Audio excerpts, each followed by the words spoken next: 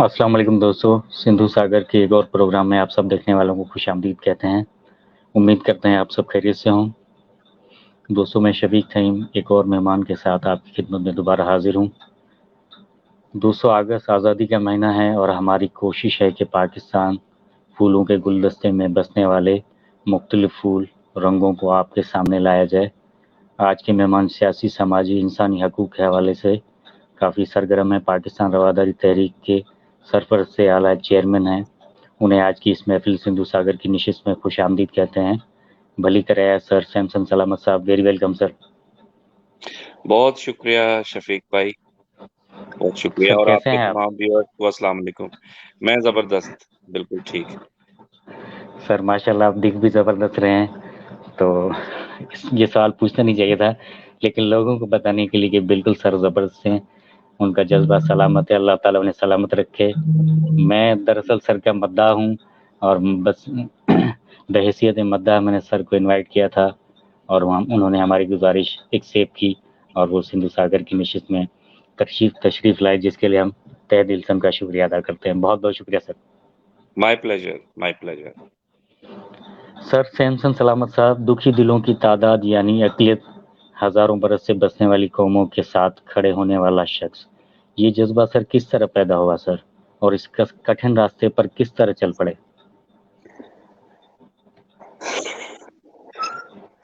बहुत मुश्किल सवाल से आपने अ, आगाज किया है। अ,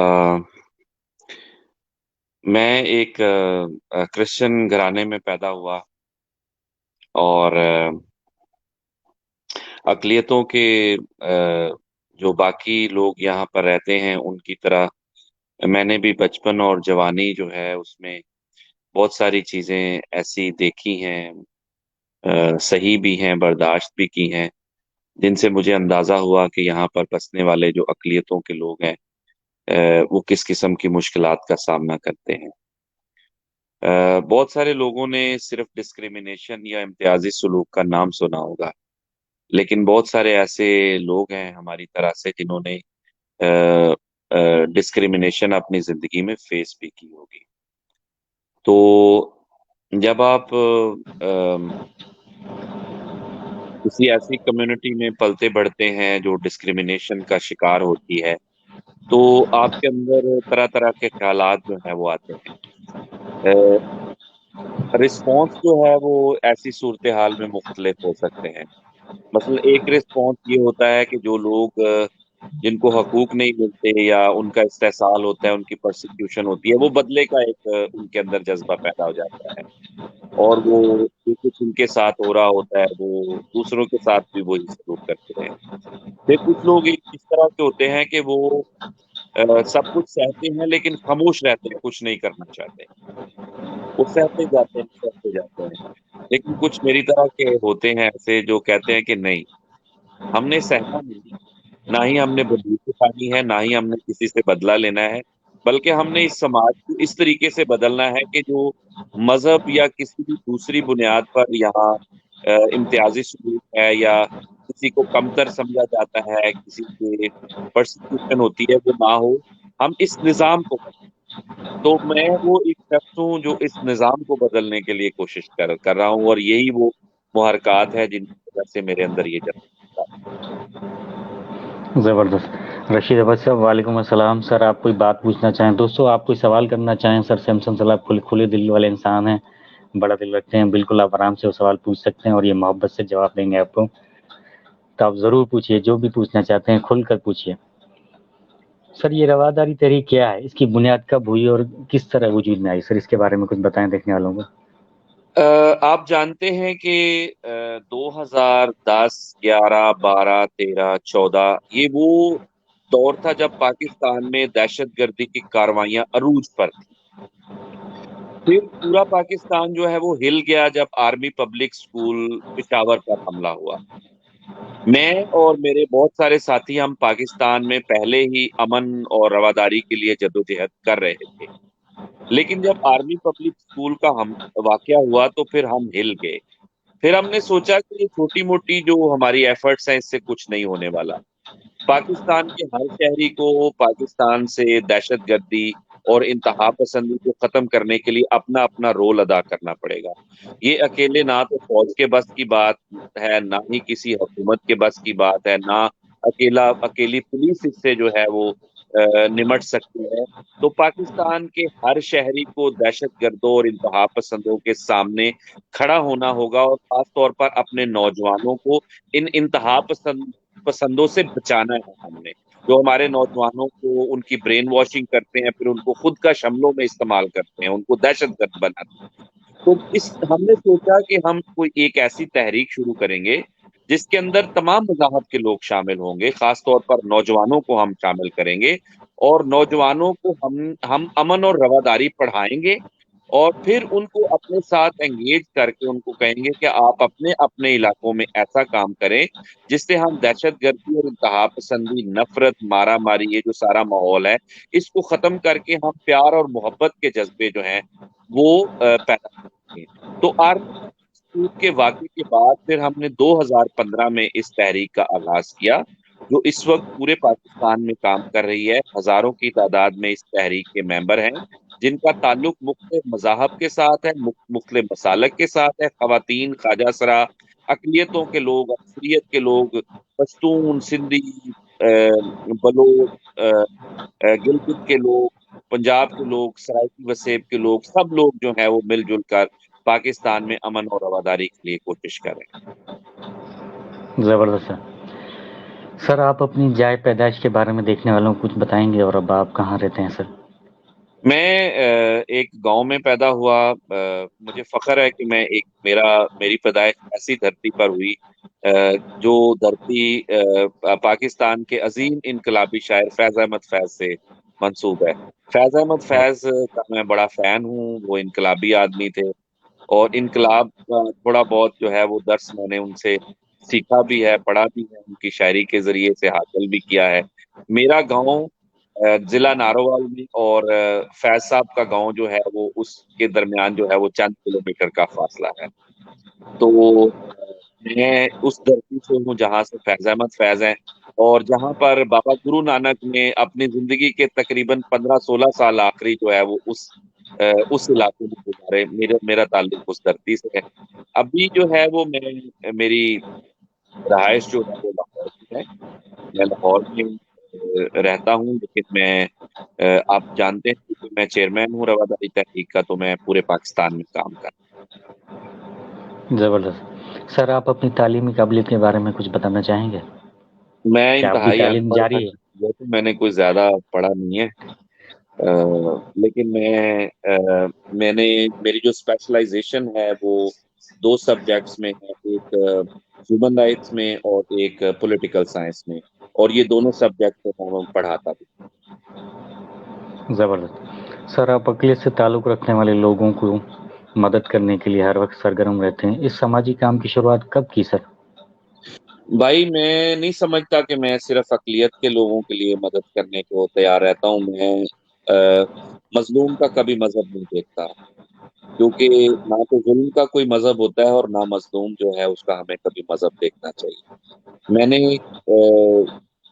کسی مظلوم کے ساتھ کھڑے ہونے کے لیے، اس کو انصاف دلانے کے لیے، اس کی مدد کرنے کے لیے کبھی یہ نہیں دیکھا کہ اس کا مذہب کیا ہے، مسلک کیا ہے، اس کا سماجی رتبہ کیا ہے، وہ خواجہ سرا ہے، وہ عورت ہے، وہ بچہ ہے، وہ پشتون ہے، پنجابی ہے، بلوچ ہے، یا سرائکی ہے. میں یہ دیکھتا ہوں کہ اس کے ساتھ ظلم ہوا ہے، اس کو ہماری ضرورت ہے، اور ہم نے اس کے ساتھ کھڑے ہوئے ہیں. میرے لیے کراچی کی کرسچن بچی آرزو راجا اور قصور کی زینب جو ہے وہ بیٹیاں ہیں، دونوں برابر ہیں. میں ان کے لیے اگر کھڑا ہوا تو میں نے ان دونوں کا کبھی مذہب نہیں. زبردست. سر ایک میں آپ کا جواب سن کر میرے ذہن میں خیال ہے، سر اس جذبے کو پروان کیسے چڑھایا جائے؟ تمام امور، تمام مسلک مذاہب سے تعلق رکھنے والے لوگوں کے اندر یہ جذبہ کس طرح پیدا کیا جائے جو آپ رکھتے ہیں؟ دیکھیے پاکستان یہ بڑا آسان ہے اگر ہم کرنا چاہیں. پاکستان ایک مذہبی معاشرہ ہے، اور زیادہ تر لوگ جو ہے وہ مذہبی ہونے کا دعویٰ کرتے ہیں. مذہب میں ہم مذہبی ہونے کا دعویٰ کرتے ہیں، لیکن مذہب کی تعلیمات پر عمل نہیں کرتے. تو جو کچھ جو ہمارے کیونکہ یہاں پر 95% جو ہے وہ ہمارے مسلمان بہن اور بھائی رہتے ہیں، میں ہمیشہ کہتا ہوں کہ قرآن پاک اگر آپ پڑھتے ہیں تو جو کچھ قرآن پاک کے اندر لکھا ہوا ہے اس پر عمل بھی کرنا ہمیں شروع کرنا چاہیے۔ یہاں پر جو مسیحی ہیں وہ بائبل اور انجیل پڑھتے ہیں، تو جو کچھ انجیل اور بائبل میں اچھی باتیں لکھی ہوئی ہیں ان کو صرف پڑھنا نہیں، ان پر عمل بھی کرنا چاہیے۔ اسی طرح سے باقی مذاہب کے لوگ ہیں، ہم مذہبی ہونے کا دعویٰ کرتے ہیں، ہمارے پاس جو ہے وہ تعلیمات جو ہیں وہ بہت اچھی ہیں، خاص طور پر ہم جس خطے کے اندر رہتے ہیں یہاں تو اولیاء کرام کی جو صوفی بزرگ ہیں ان کی تعلیمات جو ہیں وہ ایسی زبردست ہیں، جو انسان دوستی کی تعلیمات ہے۔ تو اگر ہم ان کو پڑھیں، سیکھیں اور پھر ان پر عمل کریں، مسئلہ یہ ہے کہ ہم دعوے کرتے ہیں، ہم کبھی کبھی پڑھ بھی لیتے ہیں لیکن ہم ان پر عمل نہیں کرتے۔ نماز پڑھ کے اگر ہم نے دودھ میں پانی ڈالنا ہے اور مرچوں میں جو ہے وہ پھک ڈالنی ہے، مٹی ڈالنی ہے، تو پھر اس نماز کا کیا فائدہ ہے؟ ٹھیک ہے، یا زبردست ہم نے جو ہے وہ بے ایمانی کے پیسے جو ہے وہ کما کر اپنے مذہبی فریضے ادا کرنے ہیں، تو ان کا کوئی فائدہ نہیں۔ تو میرے لیے مذہب جو ہے that is something to practice. اگر میں مذہب کی تعلیمات کو پڑھ کر، سن کر ان پر عمل نہیں کرتا تو اس کا کوئی زیادہ فائدہ نہیں۔ تو میرا یہ خیال ہے کہ ہمیں اپنے معاشرے میں سب سے پہلی جو چیز دوسروں میں دیکھنی چاہیے وہ یہ کہ میرے سامنے کھڑا شخص یا میرے آس پاس رہتا شخص جو ہے وہ ایک انسان ہے، اس کا مذہب کوئی نہیں، لیکن مسئلہ یہ ہے کہ ہم ہر چیز کو اب یہاں پر مذہب کے لینس کے ساتھ دیکھتے ہیں، ہم انسانیت کے لینس سے نہیں دیکھتے۔ ہمیں اپنے آس پاس رہنے والے لوگوں کو انسانیت کے لینس سے دیکھنے کی ضرورت ہے۔ اگر آپ اس لینس سے دیکھیں گے تو پھر صورتحال بہتر ہو سکتی بالکل سر۔ سر، رواداری تحریک کے علاوہ آپ سیاسی ورکر ہیں، کیا کوئی سیاسی جماعت ہے، کوئی سیاسی تنظیم ہے جس سے آپ وابستہ ہیں، صوبے کے ہے۔ لیول پر، علاقے کے لیول پر؟ میں آفیشیلی کسی بھی سیاسی جماعت کا رکن نہیں ہوں، لیکن میں سیاست کو پسند کرتا ہوں، سیاست پڑھاتا بھی ہوں۔ میں پولیٹیکلی ایکٹیو ہوں اس حد تک کہ جو بھی ہماری حکومت، چاہے وہ صوبائی حکومت ہے یا وہ وفاقی حکومت ہے، جو بھی وہ پالیسیز دیتی ہیں جو سیاسی جماعتوں کی کنڈکٹ ہے، اس پہ میں رواداری تحریک کی طرف سے بھی اور اپنی طرف سے بھی پورا ایک موقف رکھتا ہوں۔ اس لیے میں کہتا ہوں ہمیشہ کہ میں غیر سیاسی نہیں ہوں، میں انتہائی سیاسی شخص ہوں، لیکن میں کسی بھی جماعت کا رکن نہیں۔ زبردست۔ سر، آپ اپنی کام کے حوالے سے، سر جاب کے حوالے سے کچھ بتانا چاہیں گے؟ آپ کس کام سے میں سر منسلک ہیں؟ ایک تنظیم ہے centre for human rights education Pakistan, جس کا میں فاؤنڈنگ ڈائریکٹر بھی ہوں۔ وہاں پر میں ڈائریکٹر کے طور پر کام کر رہا ہوں۔ ہماری جو تنظیم ہے centre for human rights education, یہ پاکستان میں انسانیت کی تعلیم کے فروغ کے لیے کام کر رہی ہے۔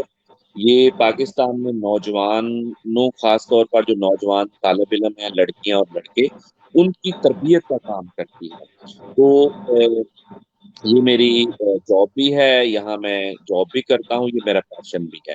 تو میں اس ادارے کے ساتھ منسلک ہوں۔ اس کے علاوہ ڈفرینٹ جو N G Os training programmes کرواتے ہیں ان کے ساتھ بھی میں ایز اے ٹرینر بھی کام۔ زبردست۔ سر، آپ جس جگہ، جس مقام پر آج موجود ہیں، آپ کیا سمجھتے ہیں آپ نے اپنی منزل حاصل کر لی ہے، یا ابھی بھی کوئی خواب ہیں؟ منزل تو نہیں حاصل کر پایا۔ کبھی کبھی یہ جب پاکستان کے حالات دیکھتا ہوں کہ دن بدن خراب ہوتے جا رہے ہیں، میں ایسا شخص ہوں جس نے اپنی جوانی سے لے کر اب تک 20 سال کم از کم جو ہے وہ پاکستان کے سماج کو بہتر کرنے کے لیے خرچ کرے کیے ہیں۔ تو کبھی کبھی پاکستان کے حالات کو خراب ہوتے دیکھ کر میں مایوس ہوتا ہوں، لیکن چونکہ میں سوشل ریفارمر ہوں، میں ہمیشہ اپنی امیدوں کو زندہ رکھتا ہوں۔ منزل جو ہے وہ ہماری بہت مشکل ہے اور منزل دور بھی ہے۔ میری منزل یہ ہے کہ میں پاکستان کو، اپنی دھرتی کو ایک ایسی دھرتی دیکھنا چاہتا ہوں جہاں پر تمام شہری جو ہیں ان کے ساتھ ریاست برابری کا سلوک کرے، ریاست کی نظر میں کوئی کمتر نہ ہو، کوئی برتر نہ ہو، جہاں مذہب کی بنیاد پر، مسلک کی بنیاد پر، جنس کی بنیاد پر، عورت اور مرد کی بنیاد پر، پنجابی اور پٹھان کی بنیاد پر، سندھی اور بلوچی کی بنیاد پر کوئی امتیاز نہیں ہونا چاہیے. ریاست کی نظر میں سارے شہری جو ہیں وہ برابر ہونے چاہیے. یہاں پر جو میری منزل تو وہ ہوگی جب گلی میں صاف کرنے والا جو خاکروب جس کو کہتے ہیں سینیٹری ورکر، جب اس کو کوئی عزت کے ساتھ اپنے ساتھ اٹھا کر روٹی کھلائے گا، کھانا کھلائے گا، اس کو چوڑا نہیں کہے گا، اس کو بھنگی نہیں کہے گا، تو میری منزل تو بہت دور ہے. میں ایسا معاشرہ، ایسا سماج اور ایسا پاکستان دیکھنا چاہتا ہوں جہاں پر ہر زبر کسی کو زندگی گزارنے کی آزادی ہو، پابندیاں نہ ہو، قانون کی حکمرانی ہو. تو میری منزل بھائی بہت دور ہے، جس کے لیے نہ صرف میں بلکہ ہماری ساری رواداری تحریک کے ساتھی، جن کو میں آپ کے آج کے انٹرویو کے وساطت سے میں خراج تحسین پیش کرنا چاہتا ہوں کہ نہ صرف میں بلکہ میرے تمام ساتھی جو ہے اس سوچ کے ساتھ جو ہے وہ آگے بڑھ رہے ہیں. زبردست سر، آپ جو کچھ بھی کر رہے ہیں سیاسی، سماجی، فلاحی، انسانی حقوق کے حوالے سے جو کام کر رہے ہیں، وہ اپنی مدد آپ کے تحت کر رہے ہیں یا دوستوں یا اقلیت یا پھر رواداری تحریک کے دوستوں چاروں صوبوں پاکستان میں جو بستے ہیں ان کی مدد شامل ہے؟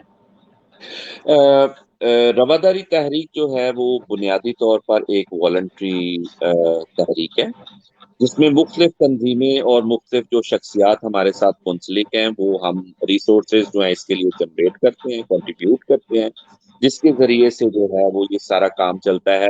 مختلف ادارے جیسے centre for human rights education ہے، پہل پاکستان ہے، سی پی سی ایس حیدرآباد ہے، اس طرح سے ہمارے دوستوں کی جو تنظیمیں ہیں وہ مختلف ایکٹیویٹیز کے لیے ہم فنڈز جو ہیں وہ کنٹریبیوٹ کرتے ہیں، جس کے ذریعے سے سارا رواداری تحریک کا کام چلتا ہے. لیکن میں آپ کو یہ کہنا چاہتا ہوں کہ رواداری تحریک جو ہے وہ اس قسم کے کام کرتی ہے جس میں فائنینشیل ریسورسز جو ہے وہ بہت کم انوالو ہوں. ہم کم ریسورسز سے زیادہ کام کرنے کی سوچ کرتے ہیں. جی سر، میں نے ابھی کچھ کل کی بات ہے شاید، میں نے دیکھی تھی آپ کی ایک پوسٹ، آپ گام شاہ گئے ہوئے تھے جو قدیمی امام بارگاہ مانی جاتی ہے، وہاں پر آپ رواداری تحریک کی طرف سے گئے تھے اور ایک مثبت امیج ابھرا آپ کی اس کاوش سے. بالکل سر. سر ہم تو ایسا سنتے ہیں، دیکھتے چلے آئے ہیں سندھ میں اکثریت ہمارے مسیحی بہن بھائی جو ہیں وہ اپنی اولاد کو پڑھا لکھا کر نرسنگ، انجینئر یا پھر کسی اور سرکاری محکمے میں بھیجنا چاہتے ہیں. آپ سر یہ فلاحی کاموں کی طرف کس طرح آ گئے سر؟ بس کبھی کبھی ہمارے معاشرے میں سر پھرے بھی پیدا ہوتے ہیں اور ان میں سے ایک میں ہوں. اور میرے لیے بھی بہت بہت آسان تھا، بہت سارے باقی لوگوں کی طرح جتنا میرا پروفائل ہے کہ میں بھی اس سارے کے بعد جو ہے وہ جو حالات ہیں یہاں پر لوگ آپٹ کرتے ہیں کہ اگر ان کو باہر جانے کی اپرچونٹی ملتی ہے تو وہ چلے جائیں. لیکن میں نے اپنے ملک، اپنی دھرتی میں رہنے کو ترجیح دی ہے اور رہوں گا، اور اسی کو بہتر کرنے کی جدوجہد کروں گا. میں سمجھتا ہوں کہ بھاگنا بہت آسان ہے، یہاں پر رہ کے میدان میں جدوجہد کرنا جو ہے وہ بہت مشکل ہے.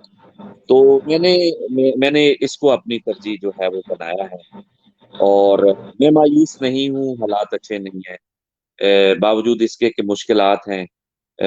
میں اور میرے ساتھی جو ہے وہ اس بات پر بلیو کرتے ہیں کہ ہم نے ہر حال میں اپنی جدوجہد کو جاری رکھنا ہے.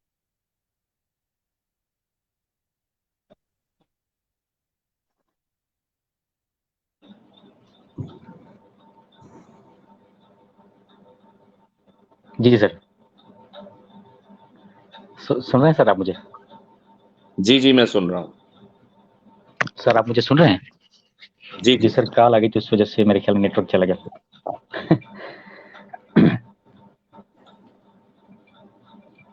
جی سر آپ سوشل میڈیا کے آتے ہیں سر، سوشل میڈیا پر آتے ہیں سر. سر آپ سوشل میڈیا سے کب سے جڑے ہوئے ہیں سر، اور سوشل میڈیا کے لیے کیا رائے رکھتے ہیں سر؟ میری سوشل میڈیا کے لیے بہت اچھی رائے ہے، اور میں ان تمام لوگوں کا شکریہ ادا کرتا ہوں جن کی وجہ سے سوشل میڈیا ہمارے تک پہنچا ہے. یہ بہت بڑی نعمت ہے.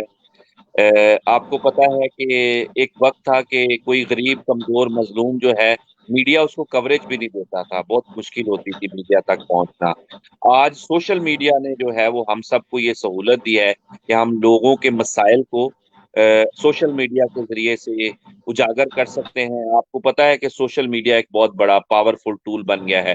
ریسنٹلی آپ نے دیکھا کہ کس طریقے سے سوشل میڈیا کی پاور سے تھر میں وہ بندہ جس نے ہندو مذہب کو گالیاں دی اس کو ہم نے گرفتار کروایا ہے. رینا میگواڑ کو ہم نے ابھی بدین میں جو ہے وہ جس کو جبری طور پر اغوا کر کے مذہب اس کا تبدیل کیا گیا تھا اس کو واپس دیا ہے. تو اور بہت سارے معاملات جو ہیں وہ سوشل میڈیا کی وجہ سے حل ہو رہا ہے. تو میں تو اس کو بہت بڑی بلیسنگ سمجھتا ہوں. لیکن کچھ لوگ جو ہے اس کو مس یوز بھی کرتے ہیں, نفرت پھیلانے کے لیے, وائلنس پھیلانے کے لیے اس کو استعمال کرتے ہیں. تو ایسے لوگوں کو اس طرح کی حرکتیں جو ہے وہ نہیں کرنی چاہیے. زبردست سر. آپ سوشل میڈیا پر ہمارے اقلیتی بہن بھائیوں یا پاکستان کی تمام مسائل پر کافی سرگرم رہتے ہیں. آپ کیا سمجھتے ہیں سوشل میڈیا مسائل کے حل کے لیے اپنی آواز ایوان بالا ارباب اختیار تک پہنچانے کے لیے مؤثر ثابت ہو رہا ہے؟ جی بالکل. میں سمجھتا ہوں کہ بہت ساری ابھی جو اقدامات حکومت کی طرف سے لیے جاتے ہیں یا جواب آتا ہے تو وہ سوشل میڈیا کی طرف سے آتا ہے. آپ کو پتا ہے کہ جو ہمارا خاص طور پر جو پرنٹ اور الیکٹرانک میڈیا ہے وہ کارپوریٹ میڈیا ہے. مالکان میڈیا ہاؤسز کے جو ہے وہ وہی لائنز لیتے ہیں جو جس میں ان کو کوئی فائدہ ہوتا ہے. وہ اپنی مرضی کی سٹوریاں چلاتے ہیں, اپنی مرضی کی خبریں بناتے ہیں. تو میں سمجھتا ہوں کہ اقلیتوں سمیت تمام وہ جو کمزور طبقات ہیں ان کے لیے یہ بہت بڑی اپرچونٹی ہے سوشل میڈیا کہ وہ اپنی بات کو سوشل میڈیا پر آ کے کر سکتے ہیں.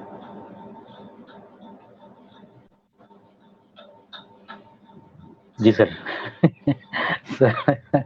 کوئی کوئی بندہ ہے نیا نمبر ہے لیکن مسلسل کالیں کیا جا رہا ہے. شاید سیلم نہیں کہ میں یا وہ پروگرام بتانا چاہ رہا ہے کہ میں آپ کو لائیو دیکھ رہا ہوں. سر آپ اگر ہمیں دیکھ رہے ہیں تو بہت شکریہ, لیکن آپ کال مت کیجیے, ہمارا پروگرام ڈسٹرب ہو رہا ہے. سر نے بہت مصروف ہیں, بہت مشکل سے وقت دیا ہے. سر آپ کی محنت جدوجہد جو آپ ہماری اقلیتی بہن بھائیوں یا پاکستان مظلوم طبقے کے لیے کر رہے ہیں, کیا یہ محنت سفل ہو رہی ہے؟ اس کا نتیجہ بہتر نکل رہا ہے؟ ہم مایوس نہیں ہیں, ہم آگے بڑھیں گے. آپ نے سنا ہوگا کہ جو برگد کا درخت ہوتا ہے نا, برگد کا درخت, وہ کہتے ہیں کہ دادا لگاتا ہے اور پوتا اس کی چھاؤں میں بیٹھتا ہے. یعنی بہت لمبے عرصے تک اس کی چھاؤں وہ بڑا ہوتا ہے, اس کی چھاؤں آتی ہے. تو جو کچھ ہم کر رہے ہیں اگر ہم اپنی زندگی میں اس کا بہتر نتیجہ نہیں دیکھیں گے تو آئندہ آنے والی نسلیں جو ہے وہ ضرور اس کے بہتر نتائج جو ہیں وہ دیکھیں گے. اور we can not do everything, ہم سب کچھ نہیں کر سکتے لیکن ہم کچھ کر سکتے ہیں. میں اور میرے ساتھی ہم اپنے حصے کی شمع جلانے کی کوشش کر رہے ہیں. اور شمع جو ہے وہ آندیاں اس کو جتنی مرضی جو ہے وہ زور سے بجھانے کی کوشش کریں, پھر بھی شمع جو ہے اس کی روشنی جو ہے وہ ہمیشہ قائم رہے. زبردست. سر آپ اب واپس آپ کی زندگی کی طرف چلتے ہیں, آپ کے بچپن کی طرف. سر آپ کا بچپن کس طرح گزرا؟ آپ بچپن میں شرارتی تھے یا سوبر پرسنالٹی کے مالک تھے؟ آپ اپنے بچپن کے بارے میں کچھ بتانا نہیں چاہیں نہیں, گے؟ بچپن میں کون سوبر پرسنالٹی کا مالک ہوتا ہے بھائی. بچپن میں تو ہم بڑے شیطان ہیں, ہم تو اب بھی بڑے شرارتی ہیں. ٹھیک ہے, تو میں تو بالکل بہت شرارتی بچہ تھا. اور پڑھنے کی طرف بھی اتنا رجحان نہیں ہوتا تھا. بس جاتے تھے اسکول, پڑھتے تھے, واپس آئے ہیں, کتابیں وہاں رکھی, کھیلے, موج مستی کی, اور بس ٹھیک ہے ایسے ہی پڑھ گئے ہیں. اور ٹاٹ والے اسکول میں پڑھے ہیں گاؤں میں, نیچے بیٹھ کے زمین پر پڑھتے تھے. اور بس محنت کی ہے. بعد میں جب جوان ہوئے ہیں سمجھ آئی ہے کہ تعلیم کیا ہے, پھر پڑھا ہے, بس یہی ہے. سر کوئی بچپن کا یادگار واقعہ, فنی بھلے ہو, کوئی بتانا چاہیں گے؟ بچپن میں یہ فنی تو نہیں ہے لیکن یہ سمجھے کہ ایک معجزہ ہے میری زندگی کا کہ میں اپنے گاؤں کا بہت بڑا ایک جوہر تھا, تقریباً اس کو 1 ایکڑ پر محیط تھا وہ, اس کی جو ویٹ تھی, تو میں اس میں ڈوب گیا تھا. بچپن میں گر گیا تھا اور میں ڈوب گیا تھا. تو میری ماں نے جو ہے وہ چھلانگ لگا دی جب اس کو پتا چلا. تو میں ڈوب رہا تھا, میری زندگی ختم ہونے والی تھی. تو میری ماں جو ہے وہ بڑی مشکل سے بہت گہرے پانی میں سے مجھے کھینچ کر واپس لے آئی. تو میری ماں نے میری زندگی جو ہے وہ بچائی. اور آج جب میں اپنی کام کو اور اپنی جدوجہد کو دیکھتا ہوں تو پھر مجھے سمجھ آتی ہے کہ میری زندگی جو ہے وہ کیوں بچ گئی. آپ کی والدہ کو سلام اور بہت سارا پیار محبتیں دعائیں ان کے لیے. تھینک یو، شکریہ. سر آپ شادی شدہ ہیں، اپنی فیملی کے بارے میں کچھ بتانا چاہیں گے؟ جی میں شادی شدہ ہوں، میری ایک بیوی ہے اور میرے 3 بچے ہیں، ایک بیٹی ایک بیوی سے ہے. مراد 2 کچھ بیٹے اور ہیں، زیادہ ایک رکھتے بیٹی ہے. ہیں. جی سر. نہیں، 2 بیٹے ہیں، ایک بیٹی ہے. ماشاء اللہ. سر گھر گرہستی کی ذمہ داریاں نبھاتے ہوئے سماجی انسانی حقوق پر کام کرنے کے لیے وقت کس طرح نکالتے ہیں سر؟ اور یہ ساتھ ساتھ کرنا سر کتنا مشکل رہتا ہے؟ اب تو یہی زندگی ہے، اب اور اس کے علاوہ کچھ نہیں ہے. میرے گھر والوں نے بھی مجھے اس کے لیے وقف کر دیا، ان کی بڑی مہربانی. کیا مشکل لگتا ہے سر یہ ایسے دونوں ساتھ ساتھ چلانا؟ بہت مشکل ہے، اور میں سمجھتا ہوں کہ میرے خاندان کو بہت کریڈٹ جاتا ہے کہ انہوں نے اس مشکل جدوجہد میں ہمیشہ میرا ساتھ دیا. میرے ساتھ کھڑے ہوئے ہیں. ہر وقت گھر سے باہر رہنا، فیلڈ میں رہنا، لوگوں کے ساتھ رہنا بڑا مشکل ہوتا ہے. اس میں فیملی بھی اگنور ہوتی ہے، بچے اگنور ہوتے ہیں، لیکن میرے فیملی نے ہمیشہ جو ہے وہ مجھے سپورٹ کیا ہے. میرے دوستوں نے مجھے سپورٹ کیا ہے، اس کے لیے میں ان کا بہت شکریہ ادا کرتا ہوں. کچھ ایسے ہیں جن کو ساری زندگی میرے ساتھ ہو گئی ہے اس جدوجہد میں، لیکن وہ پیچھے نہیں ہٹے، مشکلات کے باوجود پیچھے نہیں ہٹے. تو اس ساری جدوجہد میں جہاں کریڈٹ مجھے جاتا ہے، مجھ سے زیادہ جو ہے وہ میرے خاندان کو جاتا ہے، اور میرے ان تمام ساتھیوں کو، کولیگز کو جو ہمیشہ میرے ساتھ ہیں، انہوں نے مجھے چھوڑا نہیں ہے.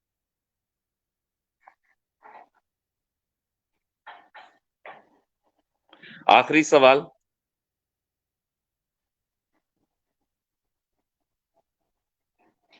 Last question. Hello sir hello کیا جی سر. لاسٹ سر کیا کوشچن. آپ لاسٹ کوشچن.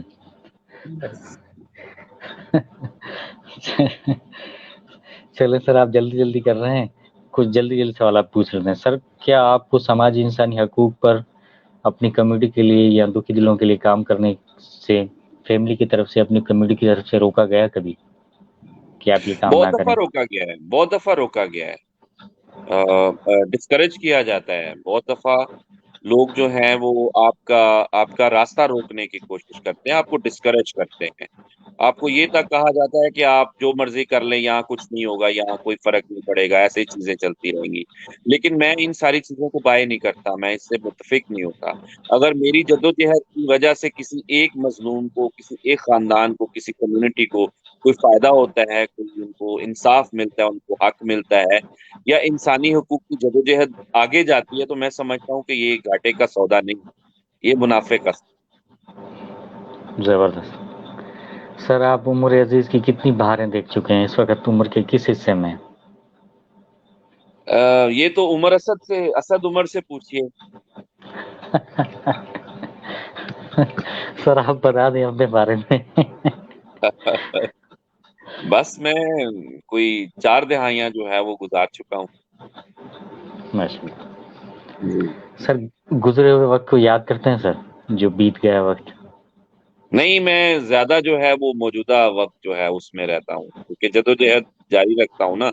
ہر وقت کوئی نہ کوئی مسئلہ جو ہے وہ آگے ہوتا ہے، تو اسی میں زیادہ جو ہے وہ توجہ میری رہتی ہے. چلیے سر اگلے سوال کی طرف چلتے ہیں. سر شعر و شاعری میں دلچسپی رکھتے ہیں؟ کوئی پسند کا شعر، کوئی 2 لائن سنانا پسند کریں گے؟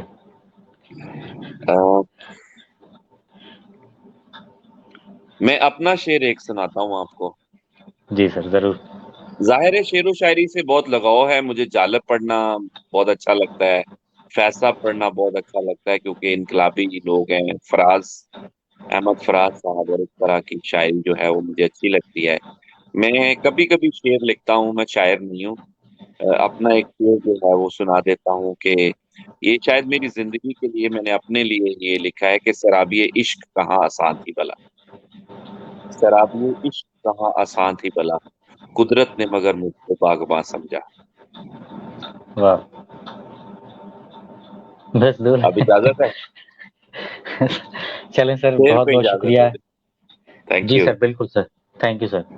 दोस्तों, वो इस वक्त काफ़ी मसरूफ़ हैं, उन्होंने बहुत मुश्किल से हमें टाइम दिया। हम दोबारा सर से वक्त लेंगे और एक दोबारा से मैं दोबारा। आपको टाइम दूंगा और डिटेल से बात करेंगे, ठीक है? बहुत शुक्रिया सर, बहुत शुक्रिया आपका सर। शुक्रिया शफीक भाई, thank you so much. Thank you sir. अल्लाह दोस्तों, आज हाफिज। का प्रोग्राम हम थैंक यू सर। दोस्तों, आज का प्रोग्राम हम यहीं पे इख्तिताम करते हैं।